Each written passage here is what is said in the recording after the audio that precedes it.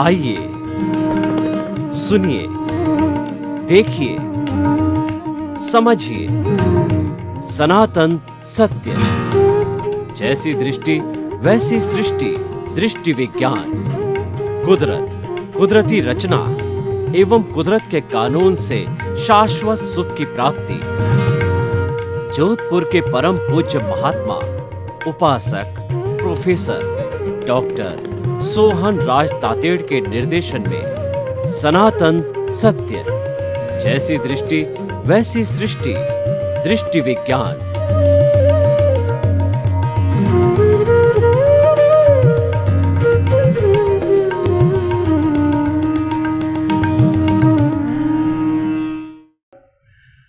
चंदेषु निम्मलयरा आयिचेषु अय्यं पयासैरा सागरवर गंभीरा सिद्धा सिद्धिं मम दिशन्तु, सिद्धा सिद्धिं मम दिशन्तु। हे मेरे भीतर विराजमान शुद्ध आत्मा भगवान, आप अजर हो, अमर हो, अविनाशी हो, सच्चिदानंद हो। आप अनंत ज्ञान, अनंत दर्शन, अनंत शक्ति, अनंत सुख का धाम हो। आप सागर के समान गहरे हो और आप हिमालय के समान विशाल हो। आप रिद्धि सिद्धि प्रदाता हो।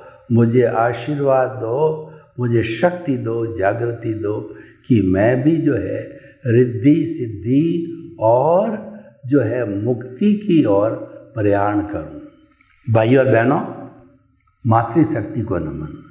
आज का हमारा बहुत सुंदर विषय जो हमारे जीवन से जुड़ा हुआ है, जो हमको एक अच्छा सेटिस्फाइड लाइफ देने वाला है, वह विषय है संतोष असंतोष। अंग्रेजी में कहते हैं सेटिस्फैक्शन डिससेटिस्फैक्शन, संतुष्टि असंतुष्टि। कई लोग इस प्रकृति के होते हैं कि जो उनके पास में है, चाहे वो कुबेरपति और साधन संपन्न है, फिर भी वह 24 घंटे रोना वो रोते हैं जो उनके पास नहीं है। मान लीजिए किसी के पास में 1 अरब की संपत्ति है तो वह उस तरफ नहीं देखता और वह 24 घंटे चिंतन करता, टेंशन में रहता, एफर्ट्स करता है कि ये 1 अरब की संपत्ति 2 अरब हो जावे। अब वो कितना समय लेती है, उतने समय तक वह इच्छा और असंतुष्टि और जो है तृष्णा के अंदर डूबा रहता है, समय घोल देता है। देखिए भगवान बुद्ध ने क्या कहा, सोरो is omni present, the cause of सोरो is wishes. If you get rid of the wishes you can get the solvation. दुनिया में दुख सर्वत्र व्याप्त है। इस दुख का कारण है आकांक्षा, इच्छा, कामना, तृष्णा, अटैचमेंट। और अगर वह चली जाती है तो आप केवल्य को प्राप्त कर सकते हो। इसीलिए कहा गया, चाह गई चिंता मिटी, मनुआ बेपरवाह, जिनको कुछ न चाहिए सो ही शहंशाह। यानी हमारी कामना मिट गई तो चिंता मिट गई और मन है वो बेपरवाह, टेंशन फ्री हो गया। ऐसे लोग शहंशाह होते हैं। फिक्र का फाका करे ताका नाम फकीर। फकीर होता है वो फिक्र, टेंशन, तनाव का फाका करता है, उसको छोड़ देता है, कारण कि वह जो उसके पास प्राप्त है उसी में ही संतुष्ट रहता है। नई इच्छा तृष्णा नहीं करता है, उसके संसार भी नहीं बढ़ता है। संसार के बढ़ने का कारण है असंतोष।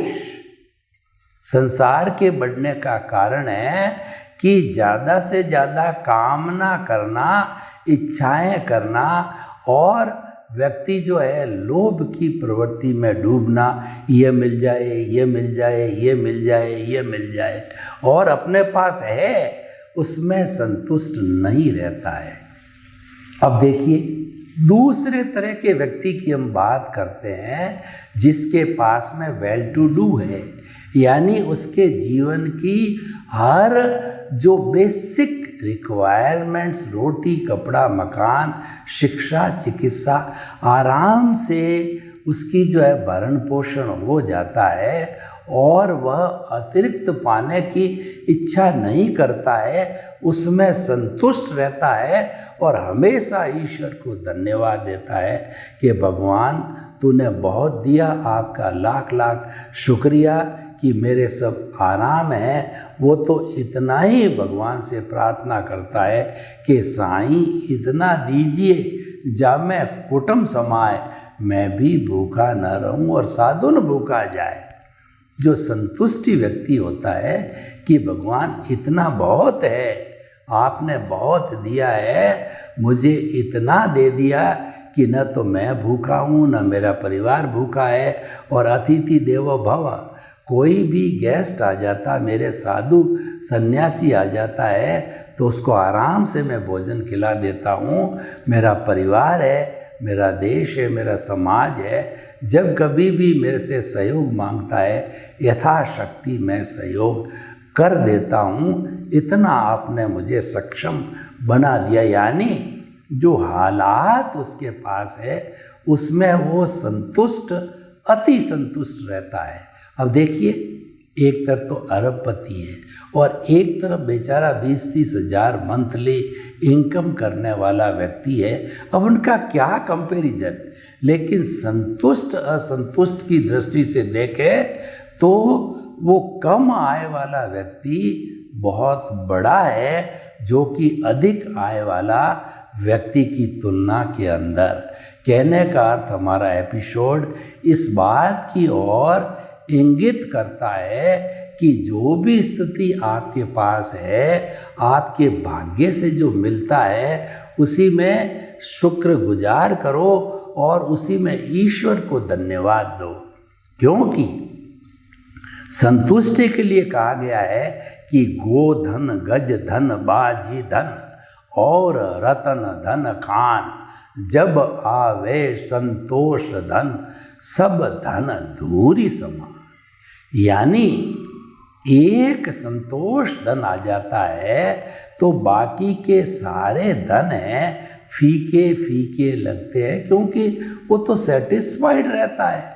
वो कह रहा है कि सब चीज़ें आराम से जो है वो हो जाती है, तो वह क्यों चिंता करे किसी की। देखिए, अब हमने संतोष असंतोष की तो बात कही, लेकिन वास्तविकता क्या है कि हमको क्या मिलता है, कैसे मिलता है, उसकी थोड़ी प्रक्रिया को हम समझें तो हमारे सामने दो तरह के जगत है। एक पांचों इंद्रियों से दिखाई देने वाला व्यवहार जगत, रिलेटिव जगत हमारे सामने है, और एक बंद आंख से दिखने वाला हमारा प्राइवेट जगत, परमात्मा का जगत, हमारे प्रभु का जगत हमारे भीतर है। तो वह दूसरा जगत है। भीतर का जगत अति सूक्ष्म है, बाहर का जगत स्थूल है। भीतर के जगत के नियम अलग है, बाहर के जगत के नियम अलग है, और सूक्ष्म पावरफुल होता है भीतर का, स्थूल बाहर का उतना पावरफुल नहीं होता है। तो हम इसको दो भागों में बांटते हैं। एक जो बाहर का जगत है, यह तो है मन, वचन, काया तथा उससे जुड़ी हुई हर अवस्था मात्र कुदरती रचना है। बाहर के जीवन को कुदरती रचना मानो, सनातन सत्य में विश्वास करते हो तो उसका आधार है कि जो कुदरती रचना और कुदरत का कानून। कुदरत का अर्थ होता है कि छह समवाय जड़, चेतन, मोशन, रेस्ट, टाइम, स्पेस, जहाँ ये छह तत्व होते हैं वहाँ जीवन है, वही जगत है, वही दुनिया है।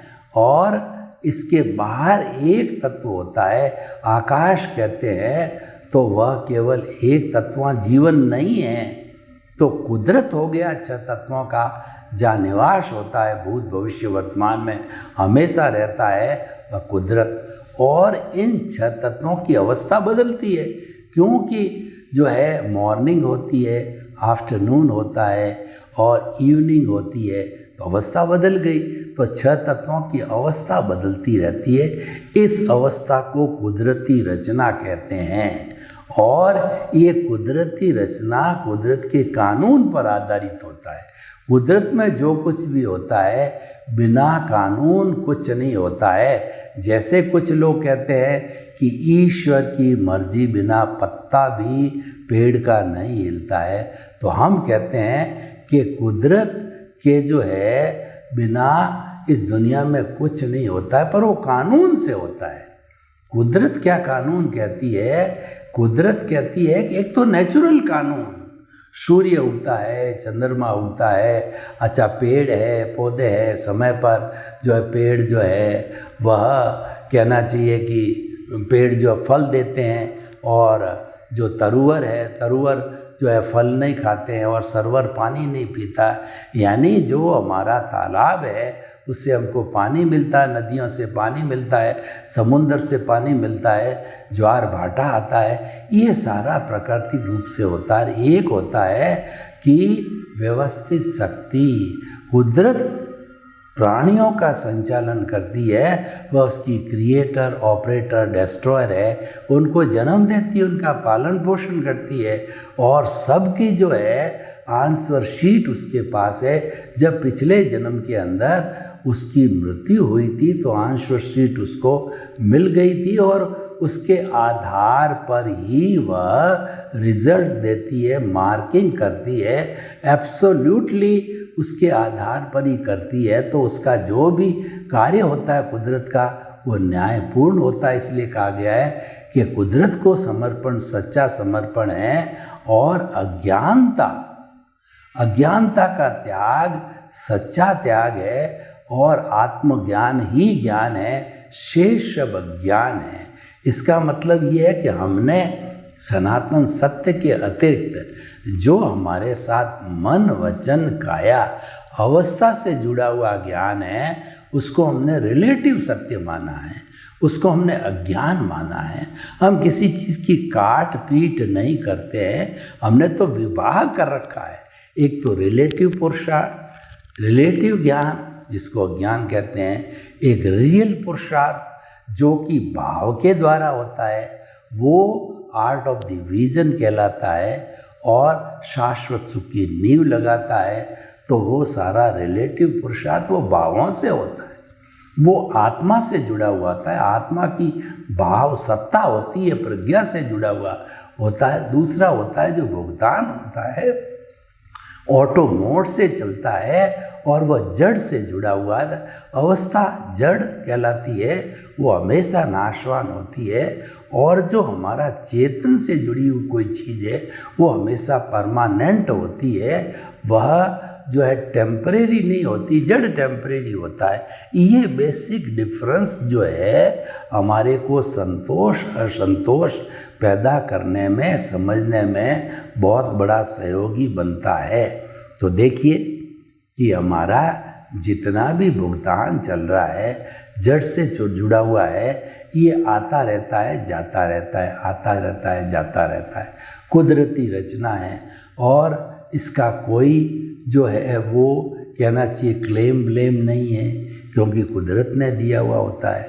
तो इसीलिए इसको जो हम मानते हैं कुदरती रचना, वो हमें संतोष की प्राप्ति कराती है, और कुदरती नई रचना नहीं मानते हैं तो असंतोष करवाती है।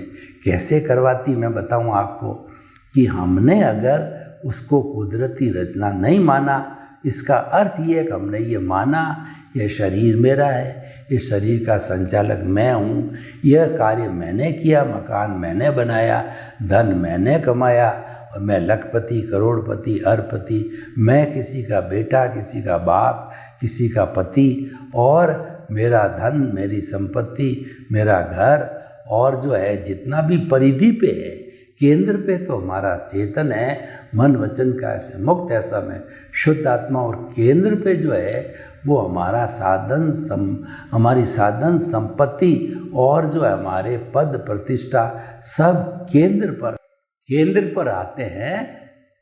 इसका मतलब ये हो गया वह भुगतान अवस्था आता जाता की स्थिति में है तो वह हमें असंतुष्टि देता है। आया गया, धन आया चला गया, पैसा आया चला गया, माता पिता आए चले गए, कोई भी आया वो चला गया, तो ये असंतुष्टि पैदा करता है।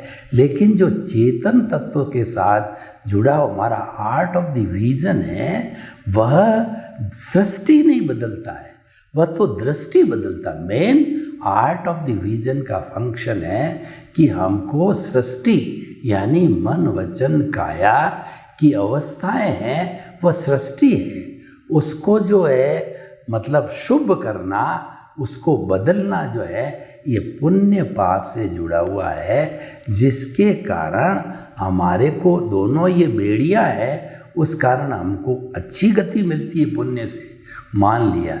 लेकिन वो मनुष्य गति, देव गति के अंदर घुमाएगी तो वह संसार तो है ही, तो वह संसार होने से जो है अगर आप देव गति के अंदर चले गए तो मिनिमम 10,000 साल और मैक्सिमम 33 सागरोपम रुकना पड़ेगा। इतना लंबे समय तक तो आपने उस गति में लगा दिया। लेकिन अगर आप आर्ट ऑफ द रीजन को समझ लेते हो और इस जन्म में मुक्ति की नींव लगा देते हो तो आर्ट ऑफ द विजन अपना काम करेगा। वह आने वाले भवों में भी जो सम्यक ज्ञान, सम्यक दर्शन जो हमने इस जन्म में अर्जित किया है वह कैरी फॉरवर्ड होगा और अगले जन्म में भी जो है वह मनुष्य ही बनेगा और उस कैरी फॉरवर्ड के अनुसार जो है वो हमारा जितना भी उदय प्रारब्ध डिस्चार्ज है वह धीरे धीरे कुछ ही जन्मों के अंदर जो है बर्फ़ की सीला की तरह जो है भुगतान होके समाप्त हो जाएगा, ज़ीरो हो जाएगा, अज्ञानता ज़ीरो हो जाएगी, हमारी कॉजल बॉडी ज़ीरो हो जाएगी, हमारी प्रतिष्ठित आत्मा ज़ीरो होगी, हमारा मन ज़ीरो हो जाएगा और हम परमात्मा स्वरूप शुद्ध आत्मा समझ जाएंगे। 360 डिग्री का अनुभव है जो कि हमारी आत्मा करती है। जब ये अनुभव हो जाता है तो अनुभव होने के बाद केवल दर्शन होता है और वह सबसे बड़ी संतुष्टि होती है। जब केवल दर्शन प्राप्त कर लिया तो इति श्री, अब कुछ भी प्राप्त करना शेष नहीं है। अब उस की जो हमारी पराकाष्ठा है, पुरुषार्थ की, प्रतिष्ठित आत्मा की पराकाष्ठा है वह केवल दर्शन। जब केवल दर्शन हो गया तो अगले जन्म में परिणाम स्वरूप केवल ज्ञान मिलता है और उसका भुगतान जब पूरा हो जाता है तो हमारी आत्मा ये जो जीवित रूप के अंदर ये जो शरीर है वो भगवान बन जाता है, वंदनीय स्तुति बन जाता है और जो है ये 14वां गुणस्थान को प्राप्त करके सिद्ध शिला में सिद्ध बुद्ध और मुक्त बन जाता है, ईश्वर के रूप में विराजमान होकर के और शाश्वत सुख को प्राप्त कर लेता है। तो भाई और बहनों, हम आपको बताना चाहते हैं कि ये जो संतुष्टि है वह हमारे भीतर का विषय है, असंतोष है ये बाहर का विषय यानी मन वचन काया से और उसकी अवस्थाओं से जुड़ा हुआ है। और जो संतुष्टि है वो हमारी चेतना का जो भाव सत्ता है उसके साथ में जुड़ा हुआ है। और जितना जितना हम भीतरी संतुष्टि का अनुभव करेंगे और भीतर तो प्रज्ञा का संसार संतुष्टि करा ही देता है, तो उसको हम देखेंगे तो वह संतुष्टि पैदा हो जाएगी। तो हम ये कहना चाहते हैं कि बाहर का संसार यानी असंतुष्टि, भीतर का संसार के गहरे गोते हैं संतुष्टि, क्योंकि इसके भीतर तो अनंत ज्ञान, अनंत दर्शन, अनंत शक्ति और अनंत सुख है, ऑलरेडी भरा पड़ा है। आपको कोई भी पुरुषार्थ करना नहीं है, वो तो आपको वैसे ही फ्री मिलेगा। और जैसे आपने जो है इन सनातन सत्य का जो आत्मसात किया, तो ये ऑटोमेटिकली निःशुल्क मिलेगा कि आपने 2 सूत्र माने, जो एक तो मन वचन काया से मुक्त, ऐसा मैं शुद्ध आत्मा हूँ। दूसरा जो है मन वचन काया तथा उससे जुड़ी हुई हर अवस्था मात्र कुदरती रचना है और वह व्यवस्थित है, यानी वह कुदरती रचना होते होते वो विनाश होती रहेगी, और वह जो है विनाशी होने के कारण एक दिन जो है अपना संपूर्ण अज्ञानता या संपूर्ण हमारी कॉजल बॉडी या संपूर्ण प्रतिष्ठित आत्मा जीरो होकर के हम अपने स्पष्ट वेदन को प्राप्त कर सकते हैं, हम अपने शाश्वत सुख को प्राप्त कर सकते हैं, हम अपने आप को प्राप्त कर सकते हैं। तो भाई और बहनों, हम आपको बताना चाहते हैं कि जीवन में हर वक्त जो है संतुष्टि का अनुभव करना चाहिए। जब संतुष्टि का अनुभव करेंगे तो भीतर एक प्रसन्नता का माहौल बनेगा, और जो प्रसन्नता होती है वही व्यक्ति के लिए मेन चीज़ होती है। व्यक्ति धन क्यों कमाता है? व्यक्ति धन इसीलिए कमाता है कि धन कमा करके साधनों की प्रचुर मात्रा बढ़ा करके प्रसन्नता को प्राप्त करूँगा। और दूसरा जो है व्यक्ति ऐसा होता है जो प्रसन्न होता है, वह व्यक्ति जो है जो कुछ मेरे भीतर जो है इतना बड़ा खजाना भरा पड़ा है, जो कि बाहर की खजाना की तुलना में कुछ भी नहीं। बाहर का खजाना तो एक बूंद के समान है, और भीतर का आनंद का जरिया है, संतुष्टि का जरिया है, वह एक समुंदर के समान है। तो हम जो है भीतर जब गहरे जा कर के गोते लगाते हैं, ध्यान करते हैं, तो हमारे भीतर जो है ये संतुष्टि की बात आ जाती है। हमारे भीतर जो है वह जो है रियल पुरुषार्थ की बात आ जाती है कि अब कुछ करने वाला बात नहीं है, सब कुछ किया जा चुका है। तो भाई और बहनों, इस जो है संतुष्टि असंतुष्टि के विषय पर जो है हम विश्लेषण करें तो बताना चाहते हैं कि चाहे हमारा व्यवहार जगत हो, चाहे हमारा निश्चय जगत, भीतर का जगत, प्रभु का जगत हो, दोनों जगत के अंदर संतुष्टि अपने आप होती है, ऑटो मोड से होती है।